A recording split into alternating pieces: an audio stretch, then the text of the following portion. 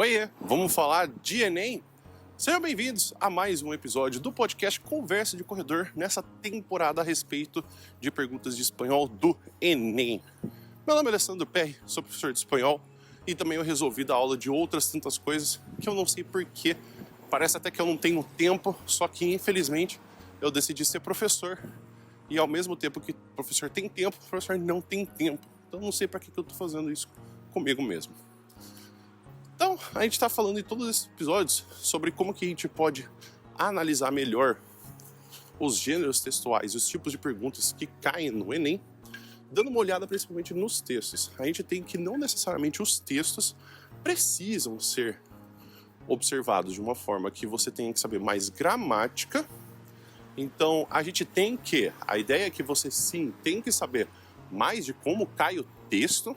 A gramática, ela te ajuda, mas ela não é tão essencial a ponto de que você precisa saber responder perguntas de trocar de tempo verbal, ou você trocar por uma frase negativa, ou você adicionar algum tipo de palavra dentro do texto, mas que você tenha que ter uma compreensão de leitura que ela é feita a partir de você conhecer os gêneros textuais que podem e que já caíram no Enem. Hoje a gente vai falar então do texto reflexivo. Então, por que é importante a gente saber desses gêneros textuais? Né? Por que eu tô com toda essa ideia de falar dos textos que já caíram para você poder ter uma noção? Porque eu acho muito importante que a gente sabendo como já caiu, dá uma boa ideia do que como pode cair. A gente depois vai falar dos textos informativos, que é um episódio que eu espero que eu não fale mais do que eu deveria, porque tem muita coisa para poder falar. Então, a ideia do texto que a gente tem, do texto, quando a gente vai ler, é importante a gente já ter uma noção de como ele pode cair. Porque a gente inventar a pergunta que poderia ser a cara do Enem, eu acho isso muito improdutivo. Então, a ideia de a gente ter já como escopo, isso já caiu no Enem, isso aqui já é certeza. Isso aqui não é uma suposição, ou talvez possa ser que possa cair no Enem. Então a gente estuda de uma forma materialista que, isso aqui caiu no Enem. Caiu dessa forma. O que eles estavam procurando? Eles estavam procurando essa habilidade. Então, por a gente saber que eles querem isso de nós, para quando se faz perguntas do Enem, a gente consegue já trabalhar de uma forma mais positiva.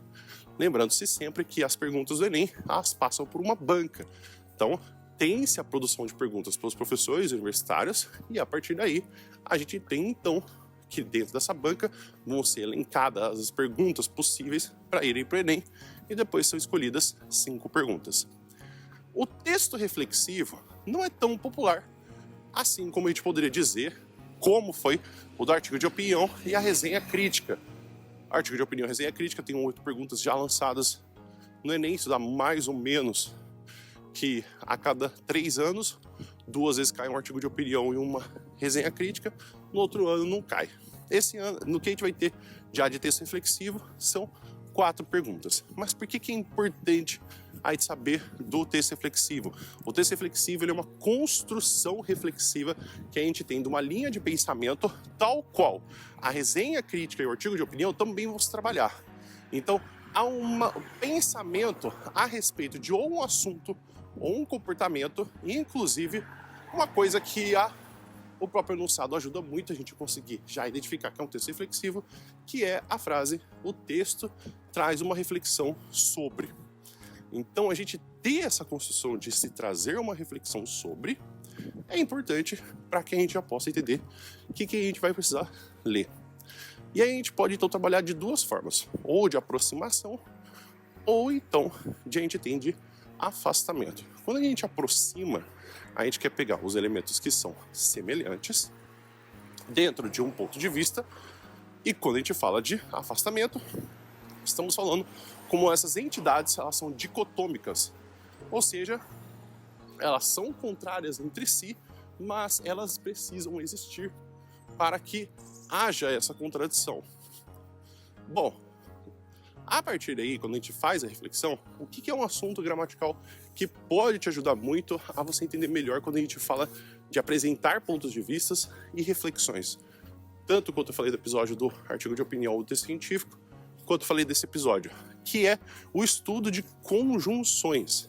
As conjunções dentro do espanhol servem para a gente poder conseguir conectar essas frases para que a gente possa ter um sentido lógico de por que a gente tem um começo de frase e qual que é o sentido lógico da próxima frase. Por exemplo, a gente vê a conjunção e significa que a gente vai ter uma adição após isso. Quando a gente ter uma todavia, é porque a gente vai ter uma ideia oposta ao que se apareceu antes. Ou seja, não é que é um negativo, mas é algo que não se espera ou um valor negativo.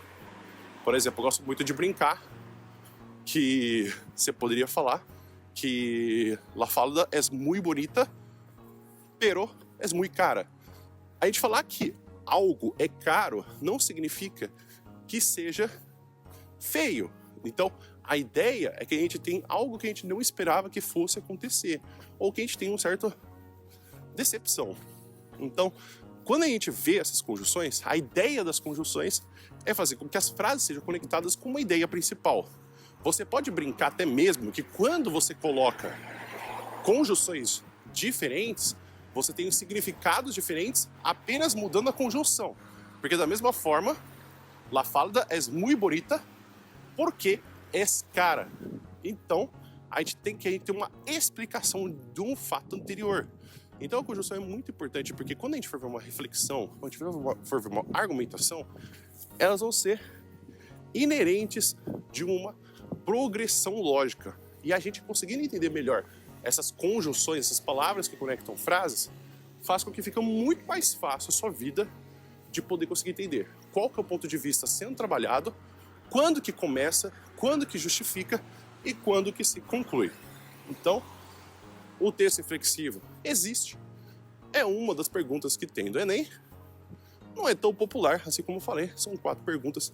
Tem perguntas que são mais populares. Estou tentando sempre fazer com que vocês ouçam alguma coisa que tem já muitas perguntas, outras que não tenham tantas perguntas assim. Para a gente poder entender, então, o que essas perguntas, com poucas, mostram para a gente da tipologia textual e como você lida com algumas perguntas, tanto dos mais populares, porque muito provavelmente você vai ter que responder esse tipo de pergunta. Então, você já sabe. Você pode me encontrar nas redes sociais, você pode me encontrar também procurando meu nomezinho, Alessandro PR. E aí, a gente se ouve no próximo episódio para a gente poder falar mais de Enem em espanhol. Muito obrigado por vocês terem me ouvido até aqui. E a gente se ouve no próximo episódio. Espero que vocês fiquem bem. E até mais.